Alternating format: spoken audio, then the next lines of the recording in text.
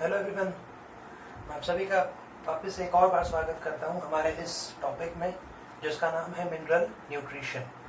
तो मैं आपके सामने आज बात करूंगा इस वीडियो लेक्चर में अबाउट माइक्रो न्यूट्रिएंट्स। ओके, सो आज का जो हमारा सेशन होगा, आज का हमारी जो क्लास होगी वो होगी अबाउट माइक्रो न्यूट्रिएंट्स। ओके, सो कल की जो मेरी क्लास थी, मेरा लास्ट क्लास जो था, in the last lecture I told you some basic concepts, important data मैंने आपको दिया इस चैप्टर का, है ना, जो आपको एग्जामिनेशन में क्वेश्चन सॉल्व करने के लिए बहुत यूजफुल होगा, है ना।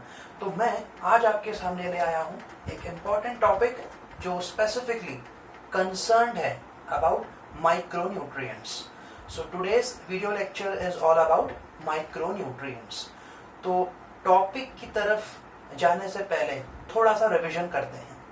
Let us recall some of the points that are very important from this point of view, from this chapter's point of view. Okay, तो देखिए इस चैप्टर में फोकस क्या है, इंटेंशन क्या है सीखने का।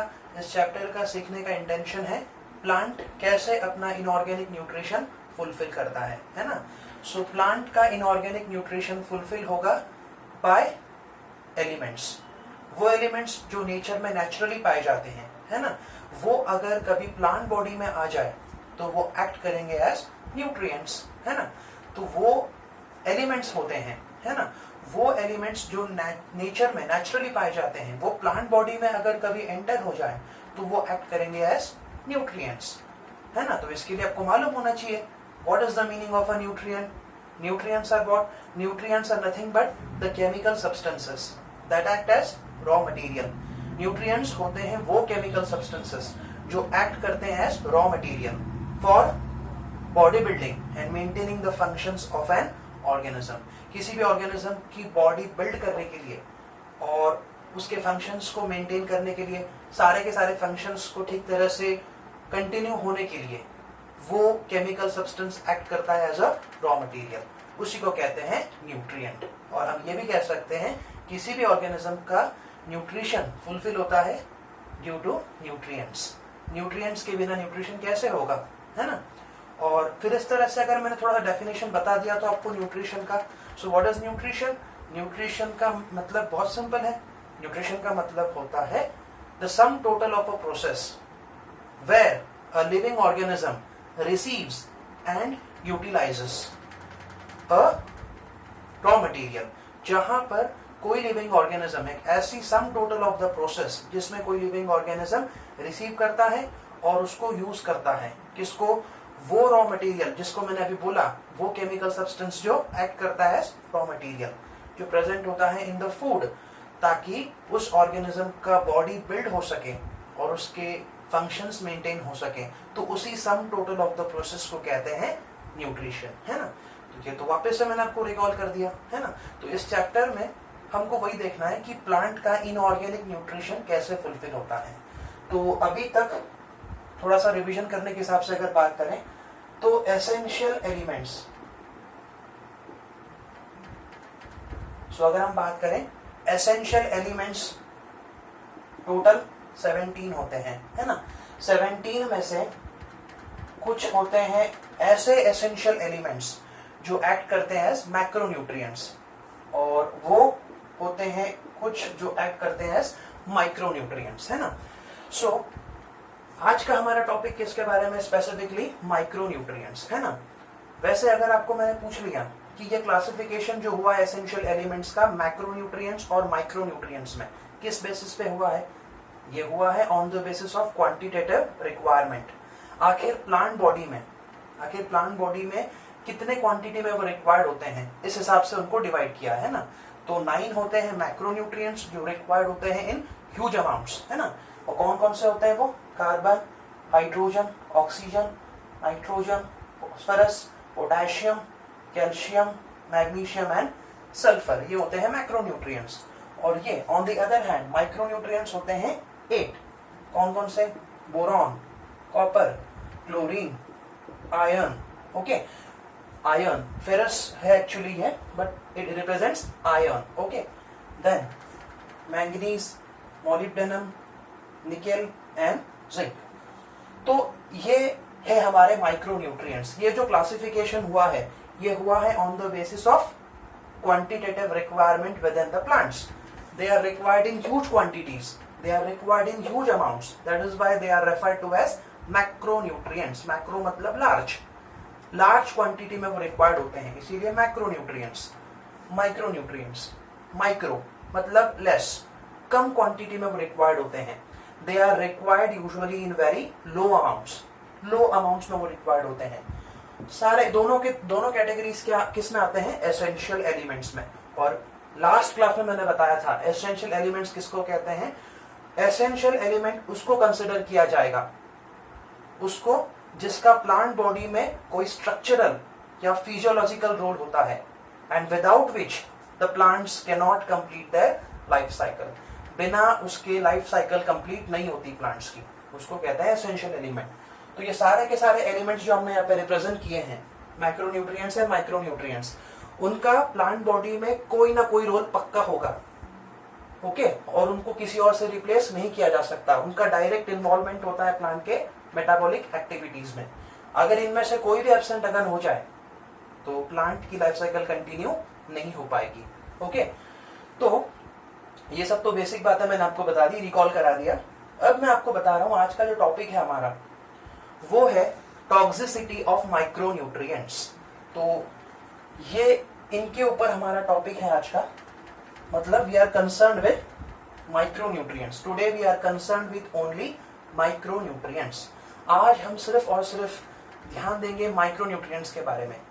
तो वो जो टॉपिक है हमारा वो इनके ऊपर है, माइक्रोन्यूट्रिएंट्स के बारे में आज हम डिस्कस करेंगे।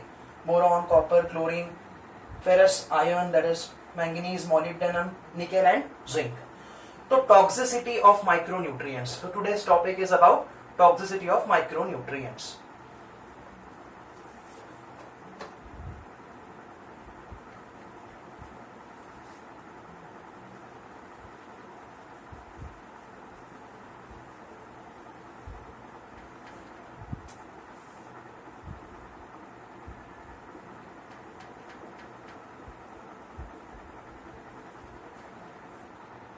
Okay, toxicity of micronutrients. अब देखिए बहुत बेसिक से स्टार्ट करते हैं। Let us start from the beginning. देखिए माइक्रोन्यूट्रिएंट्स के बारे में अगर बोला जाए, so they are always required in low amounts, है कि नहीं?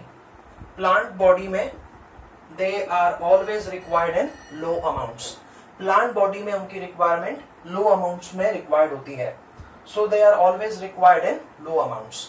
देखिए यही पॉइंट हमको बहुत काम आएगा एक इंपॉर्टेंट टर्म डिसाइड करने के लिए, ठीक है? तो ऐसा देखा जाता है प्लांट बॉडी में, it is often seen that a moderate decrease causes deficiency symptoms while a moderate increase causes toxicity।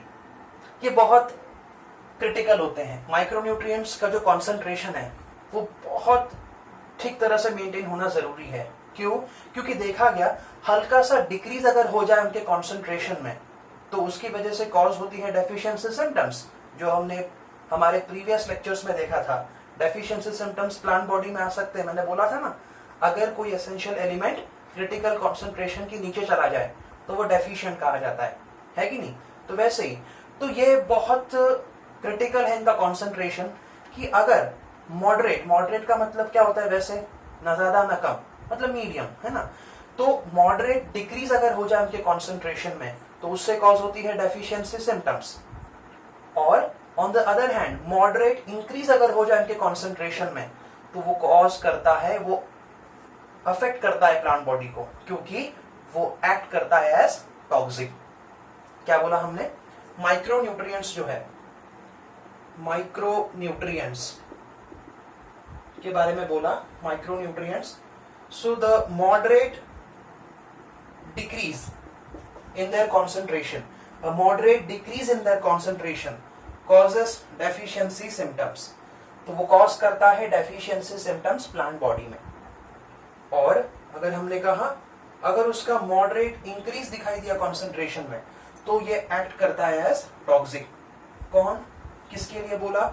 Micronutrients के लिए। कौन कौन से होते हैं माइक्रोन्यूट्रिएंट्स? तो ये पॉइंट किसके लिए अप्लाई होता है? माइक्रोन्यूट्रिएंट्स के लिए। moderate decrease causes deficiency symptoms, moderate increase is considered to be toxic. So toxic का मतलब क्या होता है? What is the meaning of toxic? क्योंकि toxic बात का मीनिंग अगर आप समझ गए तो आप समझ सकते हैं इस टर्म का मतलब। टॉक्सिक का मतलब क्या होता है? That particular substance which acts as a poison, जो जहर की तरह काम करता है। और आप खुद जानते हैं क्या जहर कभी अच्छा होता है किसी ऑर्गेनिज्म के लिए? बिल्कुल नहीं। तो ये तो बड़ी दिक्कत वाली बात हो गई है ना, क्योंकि इनका जो कॉन्सेंट्रेशन मेंटेन होना है वो ठीक तरह से मेंटेन होना जरूरी है। अगर ज्यादा अवेलेबल होने लग जाए प्लांट बॉडी में इसकी क्वांटिटी हद से ज्यादा बढ़ गई तो क्या होगा? It is going to act as toxic. और अति बोलते हैं ना, अति मात्रा में अगर कोई चीज अवेलेबल होने लग जाए तो क्या होगा? वो टॉक्सिक एक्ट करने लगेगा। Okay, so moderate decrease causes deficiency symptoms, moderate increase is considered to be toxic. So it brings about toxic effects on plants. तो ये ले आता है प्लांट बॉडी के ऊपर टॉक्सिक इफेक्ट्स। ओके, वो कई तरह के इफेक्ट्स प्लांट बॉडी के ऊपर दिखाई दे सकते हैं। सो इसीलिए ऐसा कहा जाता है, so it is often considered that there is a very narrow range at which the micronutrients are said to be optimum. सो वो जो रेंज है कॉन्सेंट्रेशन का उनका, वो बहुत नैरो है। नैरो का मतलब क्या होता है? पतला है ना, नैरो मतलब पतली जगह। यहाँ पे नैरो का मतलब क्या है? उनका जो अमाउंट मेंटेन होना जरूरी है वो बहुत नैरो होता है, क्योंकि नीचे चला जाए तो डेफिशिएंसी कॉज कर सकता है प्लांट बॉडी के ऊपर, ज्यादा हो गया तो टॉक्सिक की तरह एक्ट कर सकता है, घातक इफेक्ट्स ला सकता है प्लांट बॉडी के ऊपर, जो बिल्कुल भी नॉर्मल नहीं रहेंगे। अब नॉर्मल चेंजेस ले आएगा प्लांट बॉडी के ऊपर। तो इसका कॉन्सेंट्रेशन जो है वो बहुत नैरो होता है प्लांट बॉडी में, जिसमें वो ऑप्टिमम तरह से फंक्शन कर सकता है। ऑप्टिमम का मतलब क्या है वो समझ लो पहले। ये वर्ड कई बार इस्तेमाल होता है इस चैप्टर में। ओके, ऑप्टिमम कॉन्सेंट्रेशन का मतलब क्या होता है? न ज्यादा न कम, वो कॉन्सेंट्रेशन जिसमें वो बेस्ट तरह से काम कर सकता है। That concentration in which it can function best, उस कॉन्सेंट्रेशन को कहा जाता है ऑप्टिमम। ओके, सो ये जो ऑप्टिमम कॉन्सेंट्रेशन होता है माइक्रोन्यूट्रिएंट्स का, वो नैरो होता है, बहुत कम भी नहीं होना चाहिए, ज्यादा भी नहीं होना चाहिए। ऑलराइट, तो ये बेसिक बातें क्लियर हो गई। ओके, अब मैं आपको एक इंपॉर्टेंट टर्म बताऊंगा, आखिर किस कॉन्सेंट्रेशन को टॉक्सिक कॉन्सेंट्रेशन कंसिडर करना चाहिए। मतलब हम किस कॉन्सेंट्रेशन को कंसिडर करके चले कि ये टॉक्सिक कॉन्सेंट्रेशन है, तो उसके लिए एक टर्म है, एक कंसेप्ट है छोटा सा, वो आपको ध्यान रखना है। Okay, so let us move on to understand which concentration is considered to be a toxic concentration। आखिर हम कैसे मतलब पता करें कि किसी पर्टिकुलर एसेंशियल एलिमेंट का कॉन्सेंट्रेशन टॉक्सिक हो गया है? तो उसके लिए एक छोटा सा कंसेप्ट है, वो बहुत इंपॉर्टेंट है।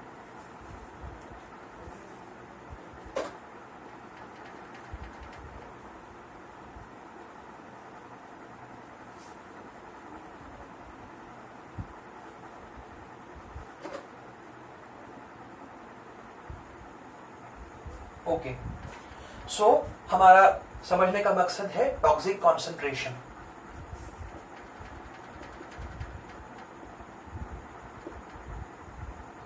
सो एनी मिनरल आयन, ऐसा कोई भी मिनरल आयन, ऐसा कोई भी मिनरल एलिमेंट, ऐसा कोई भी mineral ion that causes a reduction in the dry weight of plant tissues by about 10%. तो toxic concentration is that concentration of any mineral ion that causes a reduction। reduction का मतलब reduces। so reduction को हम एक और term से इस्तेमाल कर सकते हैं, यहाँ पे इंक्लूड कर सकते हैं reduces, that reduces the dry weight of plant tissues by about 10%। so 10% से अगर कोई मिनरल आयन कॉन्सेंट्रेशन घटा रहा है प्लांट टिश्यूज का ड्राई वेट का मतलब that weight which is considered to be without inclusion of water, वो वेट जो टिश्यूज का लिया जाता है एक्सक्लूडिंग वाटर, तो उसको कहते हैं ड्राई वेट। तो क्या बोला ऐसा कोई भी मिनरल आयन का कॉन्सेंट्रेशन जो रिड्यूस करता है dry weight of plant tissues by about 10%, then such a concentration of mineral ion it is considered to be toxic. How to understand this? इसको समझते कैसे देखिए. एक्चुअली इसको समझना बहुत इजी है, बट बच्चे यहाँ पे होते हैं कंफ्यूज. सो मेरा मकसद यही है कि आप कंफ्यूज ना हो. देखिए, इसका मतलब तो ये हुआ कि कोई मिनरल एलिमेंट ऐसा है जिसको होना चाहिए था लो अमाउंट में. It should have been in low amount, but हुआ क्या, उसकी अमाउंट जरूरत से ज्यादा बढ़ गई. अरे इतनी उसकी अमाउंट बढ़ गई कि वो क्या कर रहा है, ड्राई वेट जो टिश्यूज का है, जिस टिश्यू में वो प्रेजेंट है, जिस पर्टिकुलर प्लांट की टिश्यू में वो प्रेजेंट है, क्या कर रहा है वो, उस टिश्यू का जो ड्राई वेट है वो रिड्यूस कर रहा है बाय 10%. तो नुकसान हो रहा है उस टिश्यू का, फायदा नहीं हो रहा है, बल्कि क्या हो रहा है, नुकसान हो रहा है ना. रिडक्शन करा रहा है वो ड्राई वेट टिश्यूज का. कितने परसेंट से, 10% से. तो इसका मतलब तो हम यही समझ सकते हैं कि कोई ऐसा आ गया है, कोई इतनी अमाउंट में आ गया है जिसको उस अमाउंट में नहीं आना चाहिए था, है कि नहीं. तो वो कौन होता है, वो कॉन्सेंट्रेशन कहलाते हैं toxic concentration. So this concept is important from examination point of view. When an essential element can be considered in toxic concentration, कब किसी essential element को consider करें कि वो toxic concentration में पाया जाता है, तो तब जब वो cause करता है reduction in the dry weight of plant tissues by about 10%. Okay, clear हो गया concept? Okay, so moving on, next concept पे जाते हैं.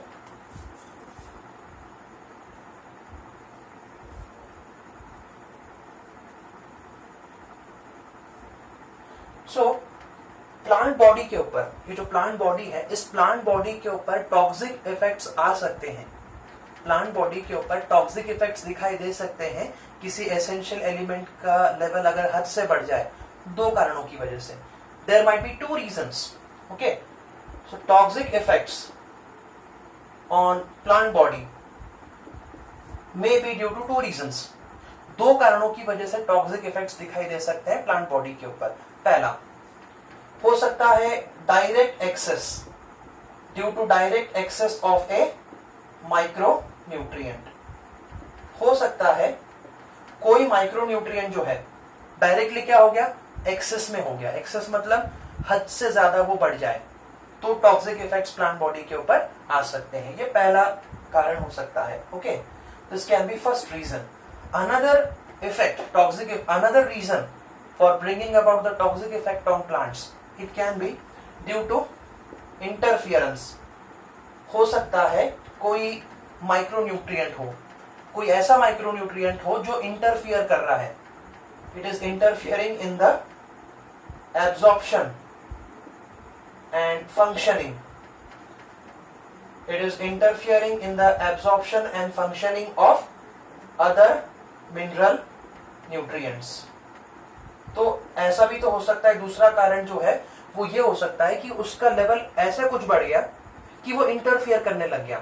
किसके साथ, दूसरे मिनरल न्यूट्रिएंट्स के एब्जॉर्प्शन के साथ और उनके फंक्शनिंग के साथ. अगर वो इंटरफियर करने लग गया तो फिर भी टॉक्सिक इफेक्ट्स प्लांट बॉडी के ऊपर आ सकते हैं.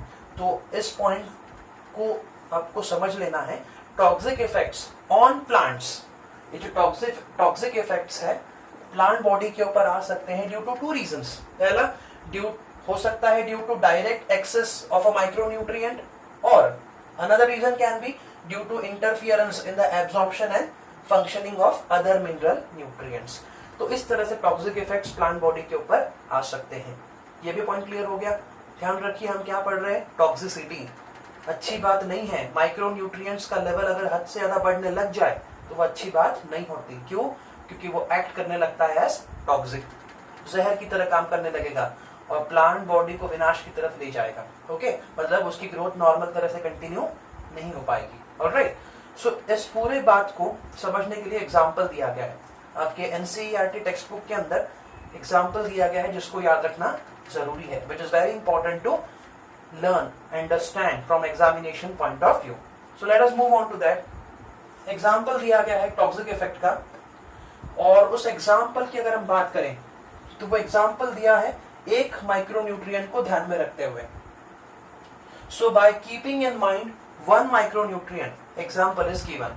So the example of micronutrient is of manganese. So example है manganese के toxicity का. Okay. So manganese की toxicity अगर हो जाए, मतलब manganese का अगर moderate increase हो जाए, मतलब manganese की toxicity हो जाए, मतलब क्या, उसका लेवल अगर हद से ज्यादा बढ़ने लग जाए, जितना अमाउंट में वो रिक्वायर्ड है उससे ज्यादा अगर उसके अमाउंट बढ़ जाए, तो उसका इफेक्ट आता है लीव्स के ऊपर स्पेशली. तो दिखाई देता है appearance of brown spots. So there is appearance of brown spots. तो ये ब्राउन स्पॉट्स दिखाई देते हैं surrounded by chlorotic veins. So this is a morphological change. Plant body के जो लीव्स होते हैं, ओके, ये सिम्टम दिखाई देता है on leaves. Okay, this symptom of manganese toxicity it is observed on leaves. क्या दिखाई देता है, क्या हो जाता है, ब्राउन स्पॉट्स दिखाई देते हैं. जो हमारे लीव्स होते हैं ना ग्रीन कलर के नॉर्मली, तो वो ब्राउन स्पॉट्स का अपीयरेंस होता है. और जो वेन्स होते हैं, वेन्स समझते हैं ना, वेन्स एंड वेनलेट्स का नेटवर्क होता है लीफ में, है ना. इस तरह से आप समझ सकते हैं वेन्स एंड वेनलेट्स का प्रेजेंस होता है. This is the mid vein, these are the lateral veins, है ना, ये लैटरल वेन्स होते हैं. तो दिखाई देता है ये जो वेन्स हैं, ये इनको क्लोरोसिस हो जाता है, मतलब इनका क्लोरोफिल कंटेंट लॉस होने लगता है. तो ये जो है सिम्टम दिखाई देता है due to the toxic effect of manganese. तो ये एक मॉर्फोलॉजिकल चेंज आपको दिखाई दे रहा है. किसकी वजह से, मैंगनीज की टॉक्सिसिटी की वजह से. So appearance of brown spot surrounded by chlorotic veins. ये एग्जामिनेशन पॉइंट ऑफ व्यू से ध्यान में रखना जरूरी है. डायरेक्ट क्वेश्चन आपको आ सकता है एग्जामिनेशन में. तो कौन सा मॉर्फोलॉजिकल चेंज दिखाई देता है प्लांट बॉडी के ऊपर मैंगनीज का लेवल बढ़ने की वजह से. यही नहीं, इतना ही नहीं, और भी कुछ ये करता है, और भी घातक काम ये कर सकता है प्लांट बॉडी के ऊपर. तो क्या कर सकता है वो देखते हैं.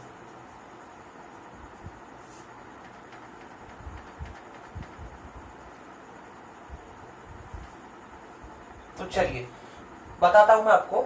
ये जो मैंगनीज का लेवल अगर हद से ज्यादा बढ़ जाए, तो पता ये क्या कर सकता है, ये इंटरफियर कर सकता है दूसरे एसेंशियल एलिमेंट्स के फंक्शनिंग के साथ, और उनके मूवमेंट, उनका ट्रांसलोकेशन, जो भी उनकी फंक्शनिंग है उसमें ये इंटरफियर कर सकता है. कैसे, वो भी एग्जामिनेशन पॉइंट ऑफ व्यू ध्यान में रखना जरूरी है. तो मैंगनीज की टॉक्सिसिटी 3 इफेक्ट्स ले आती है on the functioning of other essential elements. पहला तो दिखाई देता है ये रिडक्शन कॉज करता है. It causes reduction in the uptake of ferrous, that is iron and magnesium. सो पता चलता है कि मैंगनीज की टॉक्सिसिटी अगर हो जाए तो वो कॉज करता है रिडक्शन इन द अपटेक. तो ठीक तरह से अपटेक नहीं हो पाता है, रेड्यूस हो जाता है अपटेक. किसका, आयरन का और मैग्नीशियम का. तो अच्छी बात हो रही क्या, बिल्कुल अच्छी बात नहीं हो रही. इसका लेवल हद से ज्यादा बढ़ने की वजह से अपटेक में रिडक्शन हो रहा है. किसका, आयरन एंड मैग्नीशियम. दूसरा इफेक्ट, ये प्रिवेंट करता है, it prevents binding of magnesium with enzymes. तो देखिए ये जो अपना मैग्नीशियम है, magnesium is a macronutrient required in huge quantity, required in large amounts. तो मैग्नीशियम का एक फंक्शन ये भी होता है प्लांट बॉडी में कि वो एक्ट करता है as activator for several kinds of enzymes. Examples, RuBisCO and phosphoenol pyruvate carboxylase, है ना. Ribulose 1,5 bisphosphate, carboxylase oxygenase, RuBisCO and phosphoenol pyruvate carboxylase. ये दो तरह के एंजाइम्स फोटोसिंथेसिस के मैकेनिज्म में बहुत इंपॉर्टेंट होते हैं, है ना. तो ये मैग्नीशियम उन एंजाइम्स का एक्टिवेटर होता है. तो क्या करता है, मैंगनीज का अगर लेवल अगर बढ़ गया, हद से ज्यादा अगर लेवल बढ़ गया, तो ये प्रिवेंट करता है, रोक लगाता है binding of magnesium with enzymes. तो ये अच्छी बात नहीं हो रही है, ये ठीक तरह से वहां पर जाकर के उनको एक्टिवेट नहीं कर पाएगा. तीसरा, ये इनहिबिट करता है, it inhibits translocation, it inhibits translocation of calcium on shoot apex.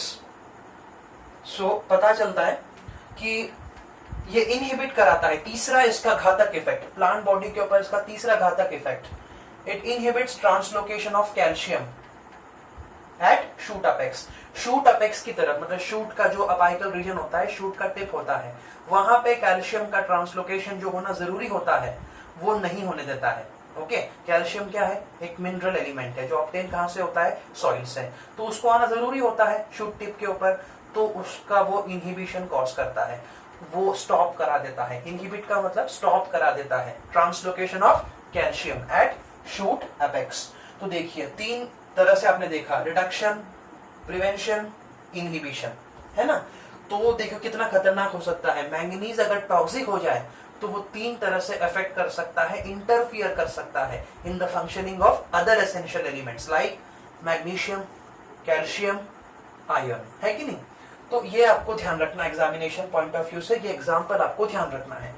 सो हम ये कह सकते हैं, कंक्लूड कर सकते हैं, the toxic effects of manganese result in the combined deficiency of iron, magnesium and calcium. We can say, अरे यही होगा ना। अरे जगह अगर सही समय पे अगर ये अवेलेबल नहीं हो पाए, मैग्नीशियम एंजाइम्स के लिए आयरन और मैग्नीशियम का अपटेक अगर सही समय पे सही तरह से नहीं हो पाया, अगर इस तरह से कैल्शियम का इनहिबिशन होता रहा, तो क्या होगा? उन specific parts of the plant में इनकी हो जाएगी डेफिशिएंसी। हो जाएगी कि नहीं? बिल्कुल हो जाएगी। तो हम ये कह सकते हैं कि toxicity of manganese results in the combined deficiency of iron, magnesium and calcium. All right, so इस तरह से इसका इफेक्ट डायरेक्टली ऑब्जर्वेबल नहीं है। ओके, सो ये रिसर्चर्स के लिए, साइंटिस्ट्स के लिए, those who are interested in plant pathology, plant diseases के ऊपर जो फोकस करते हैं, अपना करियर जो देखते रहते हैं, उनको यह तय करना बहुत मुश्किल होता है कि कोई माइक्रोन्यूट्रिएंट एक्सेस में हुआ है या नहीं। तो यह पता किया जा सकता है इस तरह से, ऐसे मॉर्फोलॉजिकल चेंजेस जो हमने आपको बताए, तो ऐसे कंक्लूजन्स से वो पता लगा लेते हैं कि कोई माइक्रोन्यूट्रिएंट एक्सेस में हो गया होगा। सो this is all about toxicity of micronutrients. तो ये सब बातें हैं इसके बारे में। पढ़ाई करते रहिए, मेहनत करते रहिए। अगर कुछ आपको सवाल पूछने हैं तो आप कमेंट सेक्शन में पूछ सकते हैं। Thank you and have a nice day.